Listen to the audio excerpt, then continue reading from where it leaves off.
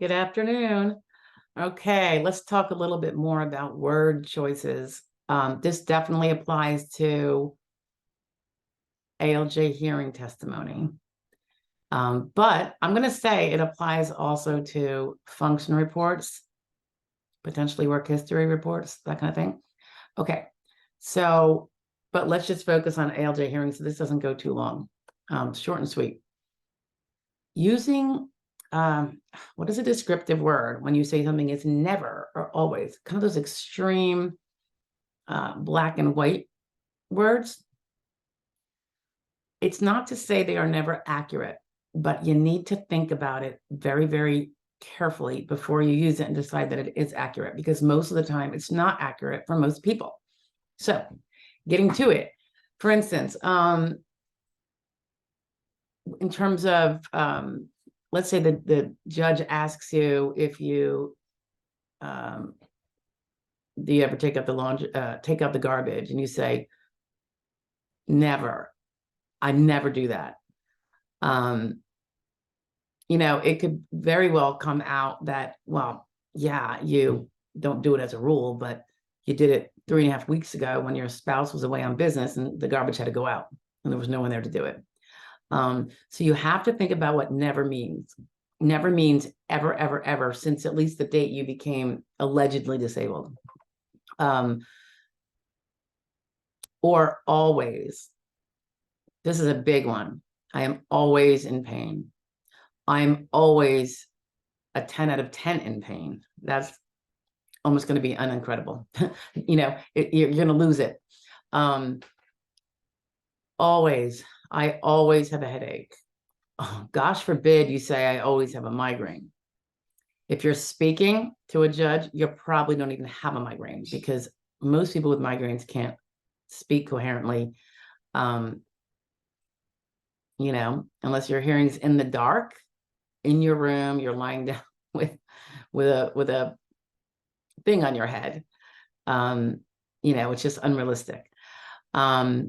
If you have a driver's license and you say you never drive, this could come up on a function report.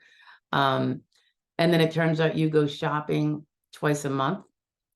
Maybe you don't go walking through the store, but you shop twice a month and pick up the groceries at the curb. You don't think of it as driving because you're not actually going anywhere, like plans or to work or anything. You just made a misstatement, an incorrect statement that can kill your credibility by saying I never drive, and then the judge finding out that, oh, indeed you do drive. You just don't do it very often or very long, or maybe you only do it when you absolutely have to.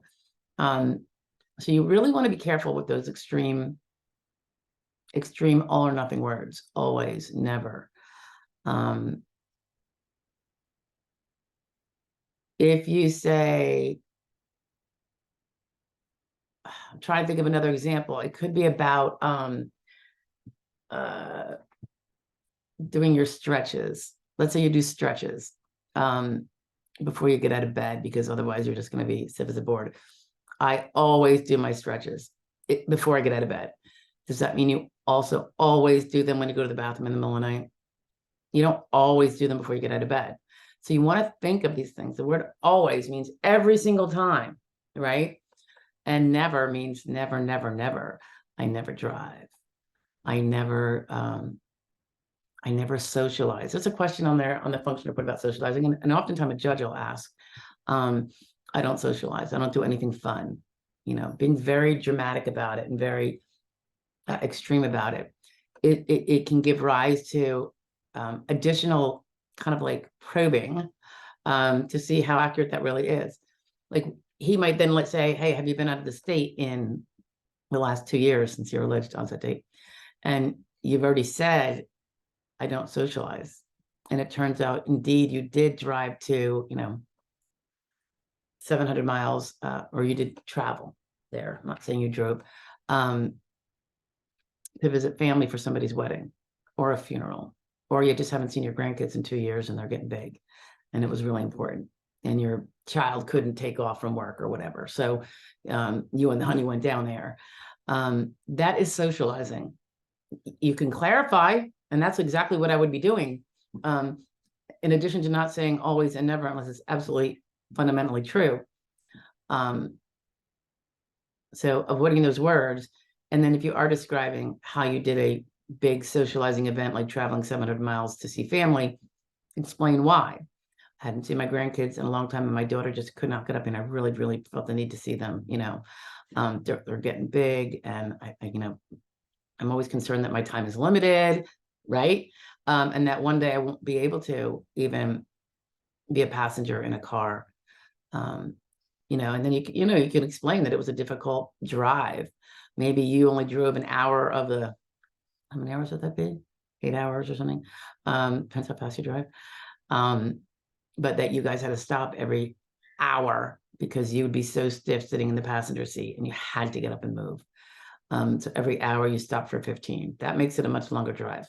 It would also kind of support the fact that if you say, I can't sit for an hour, because if you say you can't sit for an hour because of growing pain, and then you're in a car for 5 hours without stopping, it can kind of suggest that maybe that's not true, that you can't sit for an hour. And now you've just blown your whole premise, which is particularly important if parts of the legalities of your case are that sitting has to really be extremely limited for you. So again, always and never is going to often be something that's going to be probed later because they're such extreme words.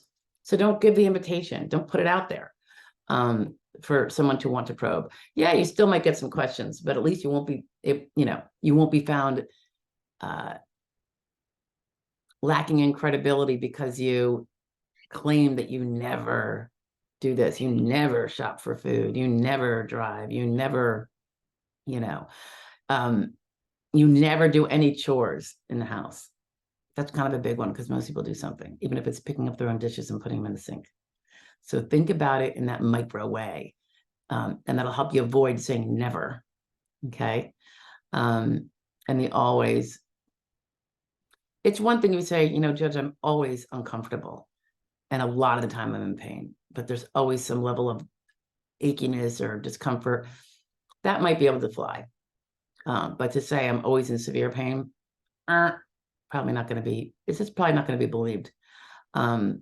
If you had that kind of condition that was like that, you might have won on a listing already. So the suggestion is that it's probably not something that's going to be believed as accurate. And that's not something you want for your case, okay? Particularly for ALJ hearing. But it all starts, honestly, this language and everything that we're talking about starts when you apply. So if you're filling out your application on your own, do so very carefully if you're not familiar with all these little pitfalls and traps. Definitely before your function report, and your work history report even. Work history report, it can be important when people talk about what they do on the job. Sometimes they only put what they did every day. What you had to do once a week can be huge if it's part of the job normally. Like if once a week and only once a week you had to lift 75 pounds, that was mandatory for that job because once a week you guys did this thing with this, if you don't put that in there because that wasn't really most of my job. Well, no, that's the important part is that heaviness, because that job requires that you be able to lift the 75 pounds. And if you can't lift 75 pounds now, you want to know that that was part of your prior job because you want that job eliminated from the possibility of you doing it again. All right, for a plethora of reasons, all of which are required to win your case. So leaving things out, totally different video, and we'll get to more of those, but it's all that all or nothing thing. You just got to be really careful and you have to really think about things. Always, never, extreme, severe pain all the time. All right, gots to go. Good talking to you, and I'll talk to you later. Bye.